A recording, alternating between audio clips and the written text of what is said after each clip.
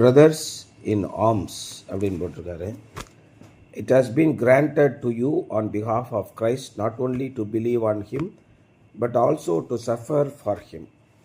இயேசு கிறிஸ்துவின் மீது விசுவாசிப்பதற்கு மாத்திரமல்ல, அவர் நிமித்தமாக பாடுகளை அனுபவிப்பதற்கும் நமக்கு அருளப்பட்டிருக்கிறது அப்படிங்கிறார். இயேசு கிறிஸ்துவை பின்பற்றுவதனாலே சில பாடுகளை நாம் சந்திக்க வேண்டியிருக்கும். பல இடங்களிலே அவமானங்களை சந்திக்க வேண்டியிருக்கும், பல இடங்களிலே கொடுமைகளை சந்திக்க வேண்டியிருக்கலாம். ஆனால் நமக்கு முன்பாக இயேசு கிறிஸ்துவை விசுவாசித்தவர்கள் நமக்கு கொடுத்திருக்கிற அஸ்திபாரம் இருக்கு இல்லையா, மிகப்பெரிய அஸ்திபாரம். Satan wants us to think that we are alone in the battle and that our difficulties are unique, but such is not the case. சாத்தான் நம்மளை என்ன பண்ணுறான், நம்முடைய எதிரியாகிய சாத்தான் என்ன பண்ணுறான்னா, நமக்கு வருகிற பிரச்சனைகளில் எல்லாம் நான் மட்டும்தான் போராடி தீர்க்கணும் அப்படின்ற ஒரு மனநிலையை நமக்கு உண்டாக்குகிறான். நமக்கு ஒரு பிரச்சனை வந்துருச்சுன்னா நம்ம என்ன நினைக்கிறோம், எல்லாருமே என்ன நினைக்கிறோன்னா, எப்படியாவது இந்த பிரச்சனையை சமாளிச்சிடணும், என்ன செய்யலாம், யாரை பார்க்கலாம், யார்கிட்ட சொன்னால் அந்த பிரச்சனை முடியும், எங்கே போகலாம், இப்படியே தான் நம்முடைய எண்ணம் போகுது.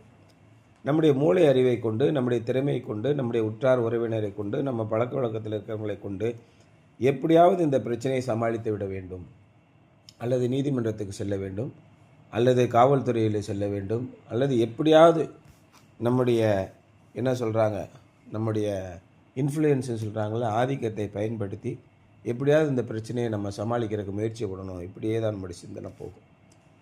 ஏன்னா நமக்குள்ளே இருக்கிற இந்த போராட்டம், இந்த உலகத்தில் இருக்கிற உலகத்தின் அதிபதி கிறிஸ்தவர்களாகி நாம் என்ன சொல்கிறோம், சாத்தான் விதமாக நம்மளை நினைக்க வைக்கிறான் என்று நினைக்கிறோம். அதான் ரொம்ப முக்கியமான விஷயம். நீங்கள் மட்டும்தான் தனியாக இருக்கிறீங்க, இந்த போராட்டத்தில் நீங்கள் மட்டும்தான் எப்படியாவது உங்களுடைய முயற்சியை பயன்படுத்தி ஜெயிக்க வேணும் அப்படின்னு நினைக்கிறான். That R difficulties R unique. அதே மாதிரி நமக்கு வர்ற பிரச்சனை, நான் படுற கஷ்டம் உனக்கு தெரியுமா, இந்த வார்த்தையை பல லட்சம் பேர் பேசியிருக்காங்க, பல கோடி பேர்னே சொல்லலாம். இதுக்கு ஒரு பழமொழியே உண்டு, ஆங்கிலத்தில் ஒரு பழமொழி உண்டு. Unless you walk with my shoes you will not know my ways அப்படின்னு ஒரு ஆங்கில பழமொழி இருக்குது. கடைசியில் தமிழ் பழமொழியாக பேசி இப்போ ஆங்கில பழமொழிக்கே போயிட்டோம். அப்போ என்ன அர்த்தம்னா, நான் நடக்கிற பாதையிலே நீ நடந்தால் தான் உனக்கு என்னுடைய வழி தெரியும்னு அர்த்தம். அந்த மாதிரி ஒரு பொருள் உண்டு. அப்போ என்ன சொல்கிறாங்கன்னா, எனக்கு வந்திருக்கிற பிரச்சனை தனி பிரச்சனையா, அதால் உன்னால் புரிஞ்சுக்கிட முடியாது, இப்படி தான் எல்லோரும் சொல்கிறாங்க. இப்படி தான் சாத்தானும் நம்முடைய மனதில் நினைக்க வைக்கிறான். தெரியுமா உங்களுக்கு நான் எவ்வளோ கஷ்டப்படுறேன் தெரியுமா, உங்களுக்கு சொன்னால் புரியாது, தயவுசெய்து போயிடுங்க, உங்களுக்கு எவ்வளோ சொன்னாலும் உங்களுக்கு புரியாது. இப்படி தான் எல்லா பேருமே சொல்கிறாங்க.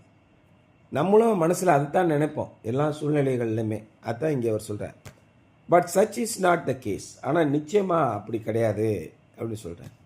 பால் reminded the Philippians that he was going through the same difficulties they were experiencing hundreds of miles from Rome. எனக்கு இருக்கிற அதே சோதனைகள் தான் உங்களுக்கும் உண்டு அப்படிங்கிறார். நான் நூற்றுக்கணக்கான கிலோமீட்டர்கள் இந்த பக்கம் ரோமாபுரி நாட்டிலே இருக்கிறேன், நீங்கள் பிலிப்பி பட்டணத்திலே இருக்கிறீர்கள். ஆனாலும் நான் செத்துருவேனா, என்னை கொண்டுருவாங்களா அல்லது என்னை பிழைக்க விட்டுருவாங்களான்னு எனக்கு தெரியாது. இறுதி கட்டத்தில் நான் நிற்கிறேன், தீர்ப்பு வரப்போகுது 2 நாளில். ஒருவேளை எனக்கு தீர்ப்பு என்னை கழுத்தை வெட்டி கொண்டுட்டா கூட நான் ரொம்ப சந்தோஷமாக இருக்கேன். விரைவில் நான் இயேசு கிறிஸ்துவை பார்க்க போகிறேன் என்ற மகிழ்ச்சியில் இருக்கிறேன். ஆனாலும் ஒருவேளை எனக்கு தீர்ப்பு கிடைத்து நான் விடுதலையானால் உங்களை பார்ப்பேன் என்று, ஏன்னா நான் உயிரோடு இருப்பது உங்களுக்கு நல்லது, உங்களுடைய விசுவாசத்தின் வர்த்தமானங்களுக்கு அது நல்லதுன்னு எழுதியிருக்கேன். இன்னும் உங்களுடைய விசுவாசத்தை வர்த்திக்க பண்ணுவதற்கு, பெருக பண்ணுவதற்கு அது நல்லது அப்படின்னு சொல்லிட்டு, இங்கே நான் என்னென்னலாம் பாடுபடுறேனோ, சாத்தானால் சோதிக்கப்படுகிறேனோ, கிறிஸ்துவுக்காக பாடுபடுகிறேனோ, அதே பாடுகளைத்தான் நீங்கள் அங்கேயும் படுகிறீர்கள் அப்படின்னு சொல்கிறார். ஆகவே கிறிஸ்தவர்களாக இருந்து விட்டால் உலகம் முழுவதும் எல்லாருக்கும் ஒரே பாடுகள் தான். நம்ம என்ன நினைக்கிறோம், சாத்தானை எதிர்த்து நாம் போரிட வேண்டும் என்று நினைக்கிறோம். இல்லை, உங்கள் பக்கத்தில் இயேசு கிறிஸ்து நிற்கிறார், உங்களுடைய பக்கத்தில் தேவாதி தேவன் நிற்கிறார், மகா சக்தி உங்கள் பக்கத்தில் இருக்கிறார். நீங்கள் அனுமதித்தால் தான் அந்த சக்தி உங்களுக்கு கிடைக்கும், நீங்கள் கூப்பிட்டால் தான் அந்த சக்தி வரும். சில முக்கியமான சில குணாதிசயங்கள் இருக்குது. நீங்கள் கூப்பிடவில்லைன்னா அந்த சக்தி வராது, நீங்கள் கூப்பிட்டீங்கன்னா கட்டாயம் வந்துடும். சாதாரண அற்ப மனிதன், அதான் இந்த வாரம் சொன்னார்ல அந்த இன்ஜினியர், மோசே கேட்குறான், பதில் சொல்லிக்கிட்டு இருக்காரு ஆண்டவர். சர்வ வல்லமையுள்ள ஆண்டவர். சாதாரண ஒரு ஆள், ஒரு கொன்னை வாயுடைய ஒரு மனிதன், கொலைகார பையன். மோசே யார்? கொலைகாரன் தானே, கொண்டுட்டு ஓடினவன் தானே. இவனுக்கு சாதகமாக பண்ணியோ அவனுக்கு சாதகமாக பண்ணியோ கொலைகாரன் தானே. ஆனால் அவன் சொல்கிறது கேட்குறாரு ஆண்டவர். சரிடா, கையை உள்ளே போடுறான், கையை வெளியிடுறான். எசேக்கியா ராஜா சொல்கிறத கேட்குறாரு. அதெல்லாம் கிடையாது, நீ வந்து உயிரோட போட, ஒரு 15 வருஷம் உனக்கு தரேன். அதெல்லாம் நம்ப முடியாது. நான் எப்படி நம்புறது நீங்கள் சொல்கிறத? அப்போ என்ன செய்யணுங்கிற? சூரிய அந்த கடிகாரத்தில் சூரிய பாகை பாகைக்கு பாகை 10 பாகை பின்னாடி போகணுங்க. என்னடா விளையாடுறியா? பூமியை பின்னாடி சுத்த சொல்கிறியா? சூரிய கடிகாரத்துடைய அடிப்படை பிரின்சிபல் என்ன பார்த்துறீங்களா? சூரிய கடிகாரம் ஒரு செவர் இருக்கும், அதில் ஒரு குச்சி வச்சுருப்பாங்க. இந்த சூரியன் இப்போ போக போக போக அதோட நிழல் அப்படியே மாறிக்கிட்டே வரும். அதான் மணி. இங்கே போச்சுன்னா இங்கே 6 மணி இருக்கும், சாயங்காலம் 6 மணி, காலையில் 6 மணி இங்கே இருக்கும். சூரியன் வந்தோடனே அப்படியே நிழல் விழுகும், இந்த வட்டத்தில் அப்படியே விழுந்துக்கிட்டே வரும். அதான் சூரிய கடிகாரம். அது பாகைக்கு பாகை 10 பாகை பின்னாடி போகணுமா? ஏன்டா விளங்காதவனே, சரிடா போடா. மகாபிரிய தேவன் சர்வசக்தி மகாசக்தி. அவர் என்ன சொல்கிறாரு? சரிடா, சூரிய கடிகாரம் பின்னாடி போண்டா அப்படிங்கிற. சாதாரண மனிதர்கள் வேண்டிக் கொள்வதை இறைவன் கேட்கிறார். யோசுவா என்ன சொன்னான்? சூரியன் மறையக்கூடாதுன்னா இல்லையா? சூரியன் மறையக்கூடாதுன்னா அந்த மாதிரி ஒரு மனிதன் சொன்னதே தேவன் கேட்டது அதுக்கு முன்னாடி இல்லவே இல்லைங்கிறான். சூரியன் அப்படியே நிற்கிது, 3 மணி நேரம் அப்படியே நிற்கிது. சாதாரண மனிதர்கள் நாம் வேண்டிக் கொள்வதை இறைவன் கேட்கிறார். என்னுடைய பெயரை சொல்லி பிதாவாகி தேவனுடைய சித்தத்தின்படி என்னுடைய பெயரை சொல்லி நீ என்ன கேட்டாலும் உங்களுக்கு தருவேன். இதான் இறைவன் நம்ம கொடுத்துருக்கிற ஆசீர்வாதம். உங்களுடைய சோதனைகளிலே, உங்களுடைய பாடுகளிலே, உங்களுடைய நெருக்கத்திலே நீங்கள் கர்த்தரை நோக்கி கூப்பிட்டீங்களா? அது ஒன்று மட்டும்தான். கூப்பிட்டு பார்த்துட்டு அவர் வரலன்னு சொல்லுங்கள், அப்புறமா. ஏற்கனவே இது மாதிரி கூப்பிட்டு பார்த்து எத்தனை பேருக்கு இறைவன் இறங்கவில்லை, எத்தனை பேருக்கு இறைவன் இடைப்படவில்லை அவருடைய பிரச்சனையில். இதுதான் ரொம்ப முக்கியமான பாயிண்ட். கூப்பிடுகிற காக்கை குஞ்சுக்கு கூட அவர் செவி கொடுக்கிறார். அப்போ நமக்கு செவி, அதான் இயேசு கிறிஸ்து அதை தான் சொன்னார். சங்கீதத்தில் இதான் போட்டிருக்கு, கூப்பிடுகிற காக்கை குஞ்சுக்கு அவர் இறங்குறார் போட்டிருக்கு. இயேசு கிறிஸ்து அதே வந்து சொல்கிறார்.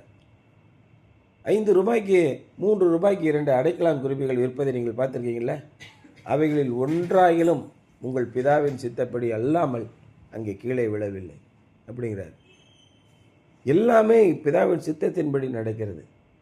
உங்களுடைய மயிரெல்லாம் நம்பர் போட்டு வச்சுருக்காங்களாம். Number 1, number 2, number 3. கவுண்டடு கிடையாது, நம்பர்டு அப்படின்றோம். எப்பேற்பட்ட தேவன் நமக்கு இருக்கிறார். அதான் இங்கே சொல்கிறார். நம்ம என்ன நினைக்கிறோம் சர்வசாதாரணமாக? A change in geography is usually no solution to spiritual problems because human nature is the same wherever we go and the enemy is everywhere. ஒரு இடத்தை விட்டு இன்னொரு இடத்துக்கு ஓடி போய் விட்டால் அங்கே பிரச்சனைகள் தீர்ந்து விடும் என்று நிறைய பேர் நினைக்கிறாங்க. அப்படிலாம் கிடையாது. எல்லா இடத்துலையுமே உங்களுக்கு எதிரிகள் உண்டு. எல்லா இடத்துலையுமே மனித தன்மை என்பது ஒரே மாதிரி தான் இருக்கிறது. Knowing that our fellow believers are also sharing in the battle should be an encouragement for us to keep going to and to pray for them as we pray for ourselves. ஆகவே நம்மோடு கூட இருக்கிற விசுவாசிகள் நம்மோடு கூட இந்த போராட்டத்திலே கலந்து கொள்கிறார்கள் என்று நீங்கள் நினைக்கும் போது அது நமக்கு ஊக்கமாக அமைகிறது. அதுக்கு தான் என்ன சொல்கிறாரு? நீங்கள் ஒருமனப்பட்டு கூடி ஜெபியுங்கள் அப்படின்னு சொல்கிறார். ஆனால் இந்த ஒருமனப்பாடு இருக்குது பார்த்தியா, அது மட்டும் வரவே வராது. நம்ம போய் கஷ்டப்பட்டோம்னா என்ன சொல்லுவாங்க? என்ன அக்கிரமம் பண்ணானோ நான் கஷ்டப்படுறேன், அதுக்கு என்ன பண்ண சொல்லுவேன்? நான் போய் ஜெபம் பண்ண சொல்கிறியா அப்படி. கூட பிறந்த சகோதரர்களே அப்படி சொல்லுவாங்க, பெத்த பிள்ளைகள் அப்படி சொல்லுவாங்க, பிள்ளைகளை பார்த்து பெற்றோர்கள் அப்படி சொல்கிறாங்க. அவன் என்ன நீ அக்கிரமம் பண்ணானா, அதுக்கு நம்ம என்ன பண்ணுறது? அவனுக்கு என்னத்தை ஜெபம் பண்ண சொல்கிற? கிறிஸ்தவர்களுடைய மனநிலை இப்படி மாறிட்டு. அந்த காலத்தில் என்னாங்கன்னா, ஒரு பிரச்சனை வந்துருச்சுன்னா, ஒரு குடும்பத்துக்கு வந்துருச்சுன்னா, அவர்கள் உண்மையுள்ளவர்களாக இருந்தார்கள். எல்லாரும் ஒருமனப்பட்டு கதறி அழுது ஜெபித்தார்கள். விசுவாசிகளின் ஜெபம் பிணியாளிகளை குணமாக்கும் அப்படி போட்டிருக்கு. ஆனால் இன்றைக்கி ஏன் நம்முடைய ஜெபம் கேட்கப்படுவதில்லை? ஏன் பெற்றோர்கள் பிள்ளைகளுக்கு நடுவில் பிரச்சனைகள் இருக்கிறது? ஏன்னா விசுவாசம் இல்லை. இயேசு கிறிஸ்து நீங்கள் சொல்வதை கேட்பார், உங்களோடு கூட இருக்கிறார் என்ற விசுவாசம் இருந்தால், அதான் இயேசு சொன்னார் இல்லையா? கடுகு விதையளவு விசுவாசம் உங்களுக்கு இருந்தால், கடுகு விதையளவு விசுவாசம் இருந்தால், அந்த மலையை பார்த்து அப்படியே பெயர்ந்து போய் கடலில் போய் விழு அப்படின்னு சொன்னால் விழுந்துருங்கிறார். பிதாவாகிய தேவன் நம்மளை பற்றி என்ன சொன்னார்? நம்ம படித்தோம்ல சங்கீதத்தில், உங்களை தேவர்கள் என்றேன், நீங்களோ அற்ப மனிதர்களைப் போல பாடுபட்டு சாகிறீர்கள். நம்ம எல்லாருமே தேவர்கள், இறைவனோடு கூட இறைவனுடைய பிள்ளைகளாக தான் இயேசு ரொம்ப தெளிவாக சொன்னார். எப்பா, பிதாவின் வித்து உனக்குள்ள இருந்தால் பிதாவின் குணம் தான் உனக்கு இருக்கும். உங்களுடைய பிதா பரிசுத்தராக இருக்கிறது போல் நீங்களும் பரிசுத்தராக இருங்கள். நீங்களுடைய அசுத்தப்படுத்தி கொள்ளாதீர்கள். அசுத்தப்படுத்தி கொள்ளாமல் இருந்தால் நீங்கள் பிதாவுடைய பிள்ளைகளாக இருப்பீர்கள். பிதாவுக்கு என்னென்ன வல்லமையெல்லாம் இருக்கோ அத்தனை வல்லமையும் உங்களுக்கு உண்டு. ஆகவே நீங்கள் ஒரு சின்ன சின்ன பிரச்சனைகள் பார்த்து பயப்படாதீங்க. உடனே ஆண்டவர்கிட்ட போய் சொல்லுங்கள், ஆண்டவரே என்ன செய்கிறதுன்னு தெரில, ஒரே பிரச்சனையாக இருக்குது, இதை கொஞ்சம் வாங்கலை, ஹெல்ப் பண்ணுங்கள். சர்வசாதாரணம் பேசிக்கிட்டே இருங்க ஆண்டவரோட. அப்போ ஆண்டவர் உங்களுக்கு சொல்லுவார், இரு இப்போ சாமரு நான் பார்த்துக்கிறேன். நீங்கள் சும்மா இருந்து நானே உங்கள் தேவனாகி கர்த்தர் என்று பாருங்கள், இதுதான் சொல்கிறார். ஆகவே அந்த பரிசுத்த ஆவியையும் பிதாவாகிய தேவனையும் இயேசு கிறிஸ்துவையும் நீங்கள் கூப்பிட்டால்தான், நீங்கள் வேண்டிக் கொண்டால்தான், நீங்கள் அழைத்தால்தான் அவர்கள் உங்களோடு நிற்பார். He is a gentleman spirit. நீங்கள் ஒரு தவறு செய்துவிட்டு ஆண்டவரிடத்தில் ஜெபிக்க போகவே முடியாது. முதலாவது நீங்கள் என்ன பண்ணணும்? இயேசு கிறிஸ்து, மனம் திரும்புங்கள். நீ முதலாவது மனம் திரும்பிட்டு என்கிட்ட வா. நீ சர்ச்சுக்கு வர, நீ சர்ச்சுக்கு காணிக்க போகிற நேரத்துக்கிட்ட வந்துட்ட, உங்கள் அண்ணனுக்கு மேலே ஒரு பிரச்சனை இருக்குதுன்னு தெரியுது, பேசாமல் அதை வச்சுட்டு போய் அதை சரி பண்ணிட்டு வா. மனம் திரும்பு ஃபஸ்ட்டு. மனம் திரும்பிட்டு என்னிடத்திலே வா, உனக்கு சகல வல்லமையும் கொடுக்கிறேன் அப்படின்னு சொல்லி சொல்கிறார். அடுத்து என்ன சொல்கிறாருன்னா, it should be an encouragement for us to keep going and to pray for them as well as we pray for ourselves. Going through spiritual conflict is one way we have to grow in Christ. ஆவிக்குரிய சண்டைகளிலே நாம் சென்று கொண்டிருக்கிறோம் என்றால், முரண்பாடுகள் போராட்டங்களிலே நாம் சென்று கொண்டிருக்கிறோம் என்றால், நாம் இயேசு கிறிஸ்துவிலே இன்னும் வளர வேண்டியுள்ளது என்று பொருளாகிறது. As we face the enemy and depend on the Lord, He gives us all that we need for the battle. When the enemy sees our God-given confidence, it makes him fear. அதான் பவுல் சொல்கிறார். நான் பார்த்தது என்னுடைய வாழ்க்கையில் நான் அனுபவிச்சதுங்க. பிசாசானவனை எதிர்த்து நில்லுங்கள், அவன் உங்களை விட்டு ஓடி போய் விடுவான். கான்ஃபிடென்ஸ் உங்களுக்கு வருதா? எப்போ கான்ஃபிடென்ஸ் வரும்? என்னால் முடியாது, நான் எப்படி போவேன், என்னால் முடியாது, வாப்பா நான் போன வாரம் கூப்பிட்டு போனேன்ல, வா நான் பார்த்துக்கிறேன். அப்போ என்ன ஆகுது? எனக்கு தான் ஒரு கதை கூட சொல்லுவாங்க, கேள்விப்பட்டிருக்கீங்களா? ஒரு கப்பல் போய்கிட்டு இருக்கு, பெரிய புயல் அடிச்சுக்கிட்டு இருக்கு, கப்பல் மேலே எங்கேயும் போய்கிட்டு இருக்கு. ஆனால் ஒரு சின்ன பிள்ளை என்ன சொல்லுது, அது பாட்டு விளையாண்டுக்கிட்டு இருக்கு, கப்பல் இங்கிட்டு போ, இப்போ பாரு இங்கிட்டு போகும் பாரு, அப்படி இப்படி விளையாண்டுக்கிட்டே இருக்கு ரூமுக்குள்ளே. ஏமா நாங்கள்லாம் செத்துருவோன்னு பயமாக இருக்குது, கப்பலே முழுக போகுது, நீ உனக்கு பயமே இல்லையா அப்படின்னு எல்லாம் கேட்குறாங்க. எதுக்கு, எனக்கு எதுக்கு பயம்?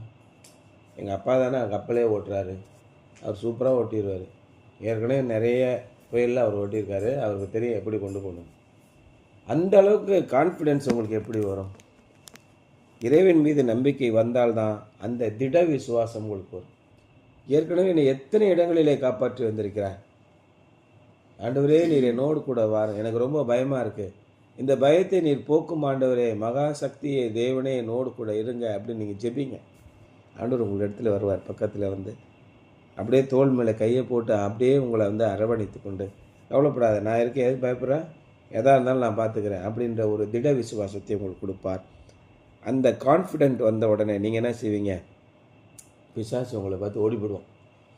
ஆஹா இவன் போய் அங்கே சேர்ந்துட்டான்டா, கூட்டணி அமைச்சிட்டாங்க அப்படின்னு, இல்லையா? Single mindedness enable us to experience joy in the midst of battle because it produces us in consistency, cooperation and confidence. ஒருமனப்பாடு என்பது ரொம்ப ரொம்ப முக்கியம். உங்களுக்கு ஒரு பிரச்சனைன்னா நீங்கள் நம்மளோட ஒருவரோட ஒரு ஷேர் பண்ணிக்கணும். நம்ம குடும்பத்தில் என்ன பிரச்சனை, ஆண்டவரே நான் எங்கே தவறினேன். ஒருவருக்கு ஒருவர் காரியங்களை மறைப்பதினாலே நான் பிரச்சனையில் போய் மாட்டிக்கிறோம். எப்படி பிரச்சனையில் போய் மாட்டுறோம்? நம்மிடத்திலே ஒருமனப்பாடு இருக்காது, நம்ம எதையும் ஷேர் பண்ணிக்கிற மாட்டோம். என்னை பொறுத்தவரை நான் என்ன நினைக்கிறேன்னா, யாரெல்லாம் ஃபோனுக்கு லாக் பண்ணுறாங்களோ அவங்க நிச்சயமாக எதையோ மறைக்கிறாங்கன்னு அர்த்தம். அவசியமே இல்லை என்னை பொறுத்த வரைக்கும். நான் அப்படி தான் நினைக்கிறேன். இன்னும் சயின்டிஃபிக்காக என்ன சொல்கிறாங்கன்னா, நீங்கள் ஃபோனுக்கு லாக்கே போடக்கூடாதுன்னு சொல்கிறாங்க. இன் கேஸ் ஆஃப் எமர்ஜென்சி யாராவது ஃபோனை எடுத்து பார்க்கணும், ஒரு முக்கியமான நம்பரை கால் பண்ண முடியாது. மிகப்பெரிய ஆபத்திலே போயிருப்பார். நான் பல வருஷமாக கிட்டத்தட்ட 15 ஆண்டுகளுக்கு மேலாக நான் முதல்ல எப்போ ஃபோனான்னு 2000 வாங்கினேன். 2000 இன்றைக்கி தேதி வரைக்கும் 25 வருஷம் ஆயிடுச்சு. நான் ஃபோனை அல்கட்டல்னு ஃபஸ்ட்டு ஒரு ஃபோன் வாங்கினேன். அதுக்கப்புறம் நோக்கியாவில் வாங்கினேன். அதுக்கப்புறம் இந்த மாதிரி நிறைய ஃபோன் வாங்கிட்டே வந்தேன். இன்றைக்கி தேதி வரைக்கும் ஃபோனை நான் லாக் பண்ணுறதே கிடையாது. அப்படி என்னத்தை நீங்கள் பார்த்துட போகிறீங்க? பார்த்துட்டு போங்க. இயேசுவின் பின்னே போகத் துணிந்தேன், இயேசுவின் பின்னே போகத் துணிந்தேன். நான் தப்பு செஞ்சேன்னா என்னுடைய தப்பை நீங்கள் பார்த்துக்குங்க. நான் போய் ஆண்டவர்கிட்ட போய் அழுவேன். ஆண்டவரே, நான் தப்பு செஞ்சுட்டேன், என்னை மன்னிச்சுக்கோங்க, கெஞ்சுவேன். வாடா அண்ணே என்னை அரவணைச்சிக்கிறாரு, எனக்கு ஆசீர்வாதத்தை கொடுக்குறாரு, என்னை வழி நடத்துக்கிறார். என்னத்தை பெருசாக அவன் பார்த்து என்னை பார்த்து அவமானப்பட்டா பட்டுட்டு போ. ஆமாம் நான் தான் அவமானப்படுறேன். நான் என்ன பண்ணேன்? அவமானப்படுறதான் போ. என் தலையெடுத்து நான் அவமானப்பட்டு போகிறேன். இதில் என்ன பெருசாக இருக்குது? நீ வேணால் சந்தோஷப்படனா பட்டுக்கடா, நீ பரிசுத்தவான் போய்க்க. நான் ஆண்டவரை பிடிச்சிட்டு போவேன். நான் வாழ்க்கையில் தோல்வி அடைந்தேன், நான் ஆண்டவரை பற்றி கொண்டேன், நான் வெற்றி அடைந்தேன். இதுதான் நம்முடைய நம்பிக்கை. அப்போ என்னுடைய வாழ்க்கையை பார்க்குறவன் என்ன பண்ணுவான்? ஆமாம், அவன் அந்த காலத்தில் அப்படி இருந்தான், இப்போ இப்படி இருக்கான். இதானே எல்லாருக்கும் தேவை. வேறு என்ன தேவை? சிங்கிள் மைண்டட்னஸ் எங்கே மிஸ் ஆகுது? ஒரு மனப்பாடு. எல்லாரும் நமக்குரிய பிரச்சனைகளை தீர்த்து ஓப்பனாக சொல்லி ஆண்டவரிடத்தில் கெஞ்சி அழுங்கள், மன்றாடுங்கள். அப்பொழுது அவர் உங்கள் மத்தியிலே வருவார். எங்கே என்னுடைய பெயரை சொல்லி 2 பேர் 3 பேர் கூடி உட்கார்ந்துருக்கிறீர்களோ, 2 பேர் 3 பேர் தான் சொன்னார், நம்ம 4 பேர் உட்கார்ந்துருக்கோம். இங்கே நம் மத்தியிலே இயேசு கிறிஸ்து இருக்கிறார், பிதாவாகிய தேவன் இருக்கிறார், பரிசுத்த ஆவியானவர் இருக்கிறார். அதான் நமக்கு கிடைக்கிற மிகப்பெரிய சந்தோஷம், பலம். இதுக்கு மேலே என்ன நமக்கு வேணும்? உலகமே உங்களுடைய கையில் இருக்குது இல்லையா? என்னுடைய மனசில் நிறைய சந்தோஷங்களை நான் பார்த்துருக்கேன், நிறைய அதிசயங்களை பார்க்குறேன். எங்கேயா இருந்து எவனோ வந்து என்னமோ பண்ணி எப்படியோ போய்கிட்டு இருக்கான். நம்ம யாரையுமே நம்பலை. இதுதான் முக்கியமான விஷயம். அதை நீங்கள் பார்க்கணும். நம்மளால் நிச்சயமாக அதை புரிஞ்சுக்கிடவே முடியாது. அது தேவன் தம்முடைய பிள்ளைகளுக்கு திட்டம் பண்ணினதை கண் காணவும் இல்லை, காது கேட்கவும் இல்லை, அவை மனுஷனுடைய இருதயத்தில் தோன்றவும் இல்லை. அப்பேற்பட்ட தேவன் நமக்கு இருக்கிறார். இது மாதிரி ஒரு தேவன், கர்த்தரை தன்னுடைய தெய்வமாக கொண்டிருக்கிற ஜனம் பாக்கியம் உள்ளது. அதான் சொல்கிறார், கர்த்தர் தம்மை தெரிந்து கொண்ட ஜனம் பாக்கியம் உள்ளது. ஆண்டவர் நம்மை தெரிந்து கொண்டிருக்கிறார், நாம் அவருடைய பிள்ளைகளாக இருக்கிறோம். Single mindedness enable us to experience joy in the midst of the battle because it produces in us consistency, cooperation and confidence. நாம் ஒரே விதமாக தேவனை தொழுது கொள்கிறோம், நாம் ஒற்றுமையாக கூடி தேவனை தொழுது கொள்கிறோம். தேவனை தொழுது கொள்ளும்போது நம்முடைய மனதிலே திட விசுவாசம், திட நம்பிக்கை ஏற்படுகிறது. We experience the joy of spiritual teamwork as we strive together for the faith of the gospel. ஒரு தனி மனிதனுடைய ஜெபத்திற்காக ஆலயத்தையே மாற்றி அமைக்க தேவனால் முடியுமா? தனி மனிதனுக்காக எல்லாவற்றையும் செய்கிறார்.